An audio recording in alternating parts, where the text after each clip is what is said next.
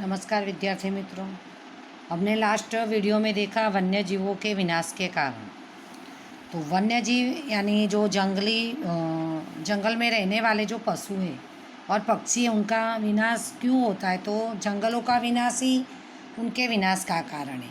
तो जंगल में जो आए हुए घास भूमि तो लोग पशुओं चराने जाते हैं। दूसरा, पानी वाले क्षेत्र जहाँ कोई तालाब सरोवर है तो भी लोग वहाँ मत्स्य उद्योग करते हैं या नौका विहार करने जाते हैं। तो मनुष्य वहाँ जाते हैं तो जो जलचर प्राणी अपने प्राकृतिक निवास में जो घूमने फिरने पानी पीने वहाँ टहलने आते, वो नहीं हो पाता है। तो उसके कारण भी प्राकृतिक विरासत को जोखिम खड़ा हुआ। दूसरा कारण हमने देखा था कि प्राकृतिक असंतुलन। तो उसमें हमने देखा था कि बारिश कभी ज़्यादा हो और कम हो तो भी जो छोटे अपरिपक्व पेड़ होते हैं वो नष्ट हो जाते हैं। तो पेड़ नष्ट होने के कारण वन्य जीवों की भी संख्या घटती। बाद में हमने देखा था कि पशुओं की जो चीज़ वस्तु है, उनके बाल है, खाल है, दांत है, हड्डी है, वो कीमती है, इसीलिए लोग उसका शिकार करते हैं। बाद में हमने अपने लोभ लालच के लिए अपने जंगलों की उपयोगिता हम जानते हैं कि उनकी जो लकड़ी है वो फर्नीचर उद्योग में काम आती है, या उनमें से मिलने वाली जो पैदाश है जैसे कि शहद है, गोंद है, लाख है, कत्था है, तो वो चीज़ें भी हमें उपयोगी है।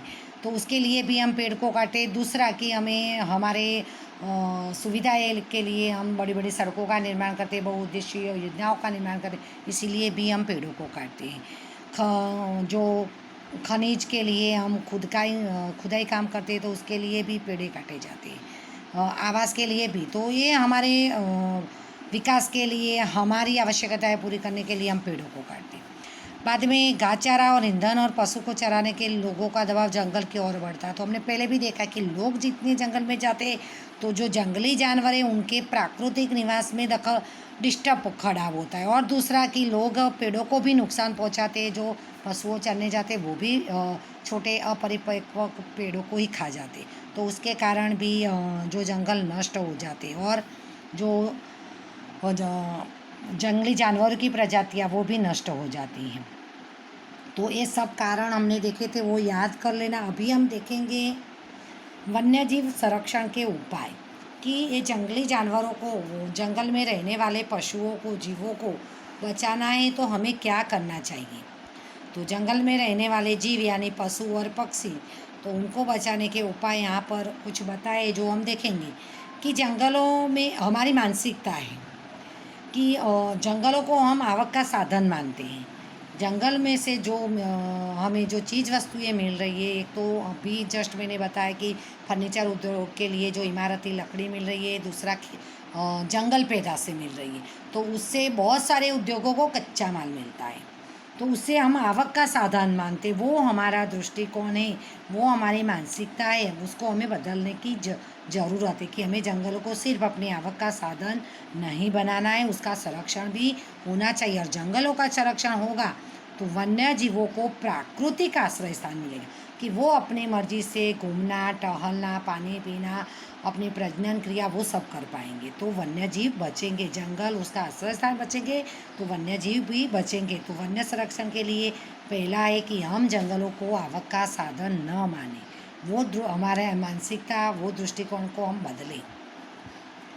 दूसरा है कि जंगलों में तृणाहारी और मांसाहारी प्राणियों की संख्या का संतुलन बनना चाहिए। आप सब जानते हो, पोषण कड़ी साइंस में भी पढ़े होंगे कि तृणाहारी जो जानवर है वो घास खाते जंगल में से, और तृणाहारी पशुओं को मांसाहारी पशुओं खाते, तभी उनकी श्रृंखला जो है वो बनी रहती है। तो उसके लिए हमें जंगल में जो जल स्रोत है, यानी जंगल में जो सरोवर है, पोखर है, तालाब है, तो उसमें उसकी देखभाल करनी चाहिए, क्योंकि वहाँ ये पशु ये जाते हैं, वहाँ नहाते टहलते, मतलब अपनी प्राकृतिक क्रियाएं करते हैं। तो और दूसरा कि पालतू पशुओं की चराई पर प्रतिबंध रखना चाहिए, क्योंकि लोग पशुओं को चराने जाते तो मनुष्य को देखकर जानवर डर जाते और अपनी प्राकृतिक निवास में या विहरना वो छोड़ देते हैं। इसीलिए मनुष्यों का वहाँ जाते जल स्रोतों में, तो जल स्रोत तो उनके पानी पीने के लिए, उनके विहरने के लिए होने चाहिए। और पालतू पशुओं पर इसीलिए प्रतिबंध होना चाहिए कि उनके साथ जाने वाले मनुष्य से जो जानवर है वो डरते हैं, उसके कारण उनकी चराई पर। और पशु ये जो है वो अपरिपक्व पेड़ों को भी छोड़ों को, पौधे को भी खा जाते, तो उसके कारण उस पर प्रतिबंध होना चाहिए। वन्य जीवों को बचाने का तीसरा उपाय है कि शिकार पर रोकने के लिए कानून और उनका सख्ती से अमल करवाना। अभी शिकार पर कानून तो है पर उसका सख्ती से अमल नहीं होता है। जिसने का आपने सुना होगा कि जो सलमान खान ने शायद 2 या 3 बार ऐसे शिकार किया है और राजस्थान में उसको देखो, उस पर केस चलता था फिर भी वो बरी हो गया। तो कानून तो है शिकार पर प्रतिबंध पर, लेकिन उसका सख्ती से अमल नहीं होता है। तो जंगलों में जो शिकार होता है उस पर कानून होना चाहिए शिकार प्रतिबंध पर। और जंगलों में होने वाली गैरकानूनी खनन प्रवृत्ति, खनन कार्य यानी जो खुदाई करके जो खनिज निकालते हैं, कोयला या लोह ये वगैरह, तो वो गैर कायदेसर चलती है तो उस पर भी प्रतिबंध होना चाहिए और उनको कड़ी सजा या दंड की व्यवस्था होनी चाहिए। तो मानव लोगों का जंगलों में से जाना आना कम हो जाएगा।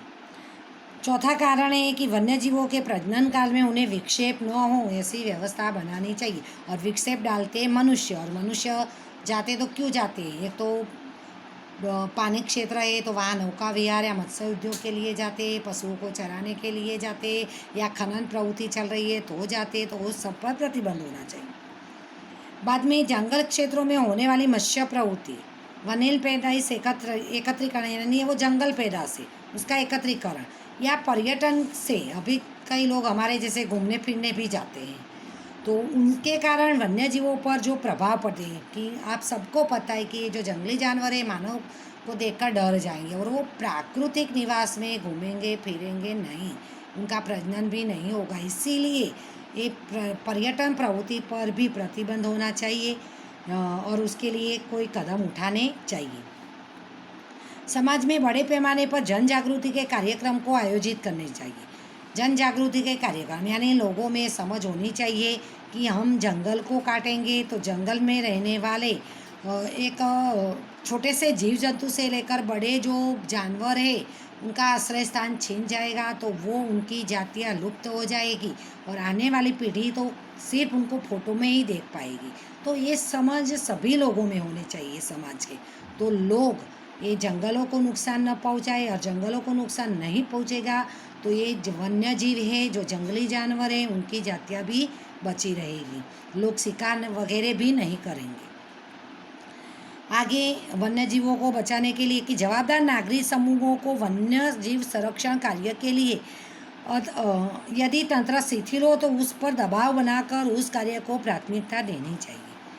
अभी वन्य जीव सुरक्षा के लिए कई जवाबदार नागरिक होते हैं, जैसे आप जैसे कि जो समझदार हो कि जिसको समझ होनी चाहिए कि यहाँ पर कुछ गलत हो रहा है, तो उस समय तंत्र यानी पुलिस, वहाँ की स्थानिक सरकारें या स्थानिक पुलिस ध्यान नहीं दे रही है तो कोई संस्था को साथ में लेकर हमें उस पर दबाव डालना चाहिए कि जो गलत हो रहा है उसको उस पर कोई कानून लगे, उसको कोई दंड मिले, सज़ा मिले, इस तरह की कार्यवाही हो तो वो करवाना चाहिए। तो ये देखिए हमने वन्य जीवों को बचाने के लिए उपाय भी परीक्षा में आए, ऐसा EMP क्वेश्चन है, उपाय याद कर लेना। अभी ये जानने योग्य है वो आप एक बार पढ़ लेना, मैं थोड़ा बता देती हूँ कि ये जलचर गांगे डॉल्फिन है जो नदियों में होती है तो वो भी लुप्त हो रही है। हमारे भारत में गंगा ब्रह्मपुत्र नदियों में पाई जाती है, वैसे तो वो शांत एरिया में होती है, जैसे नदी शांत एरिया में से पसार हो, पर गंगा तो आप सब जानते हैं कि जनसंख्या वाले प्रदेशों में से पसार होती है, फिर भी वो वहाँ पाई जाती है। पर आज जो गंगा में हमने जो कितनी प्रदूषित की कि औद्योगिक कचरा डालते, वहाँ मत्स्य उद्योग होता है, लोग नौका विहार करते, उसके कारण उसका अस्तित्व खत्म हो गया। अभी उसकी एक खासियत है कि वो बाहर आकर श्वास लेती है, सूसू करके श्वास लेती है, इसलिए उसका जो नाम है सांस, सूसू और सुई से। कई बार ये जानने योग में से भी खाली जगह राइट रॉन्ग MCQs आ सकता है, तो ये पढ़ना ज़रूरी है जो भी चैप्टर में सब में। और हमारे पड़ोसी देश बांग्लादेश और नेपाल में ये डॉल्फिन पाई जाती है, गांगे डॉल्फिन। तो ये इतने प्रश्न जो हमने एक ही टॉपिक जो देखा है उसके MCQs बना लेना, और वो भी ये बढ़ाई क्वेश्चन में आएंगे वो याद कर लेना।